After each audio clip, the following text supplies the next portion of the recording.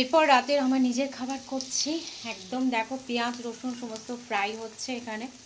আর এখানে একটা ডাল মিক্সড একদম ডালটা, এর মধ্যে আছে রাজমা, কাবলি, আর আছে তরকা, আরও কী সব ডাল ফাল আছে। এই ডালের আজকে ডালটা করব, তার জন্য সেদ্ধ করে রেখে দিয়েছি।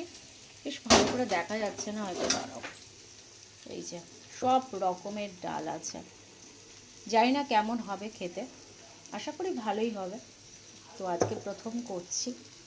আর এখানে সমস্ত কিছু ফ্রাই করে নিচ্ছি।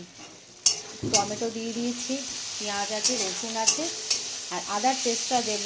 আমি অনেক সময় রান্না করতে গিয়ে না ভুলে যাই আদার পেস্ট দিতে।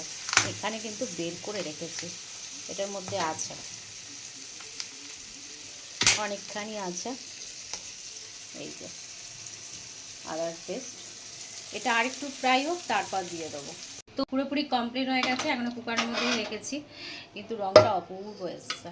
ভাবতে পারিনি এত সুন্দর রঙটা আসবে। তো এরপর বাটির মধ্যে ঢেলে নিলাম, একদম গরম গরম। আমি ভেবেছিলাম একটু ডিম দেবো, কিন্তু সেটা দিইনি। এটা আমি রাত্রিবেলায় খাবো আজকে।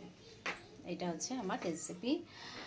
মানে আমার যে মনে হলো যে এই চানাটা করি, জানি না এটাকে কী বলে, সমস্ত রকম ডাল ফাল দিয়ে। তো চলো, আর ভিডিওটা ভালো লাগলে প্লিজ লাইক করো, কমেন্ট করো, শেয়ার করো, আর সাবস্ক্রাইব করতে ভুলে না। চলো এখনকার মতন টাটা আর গুড নাইট।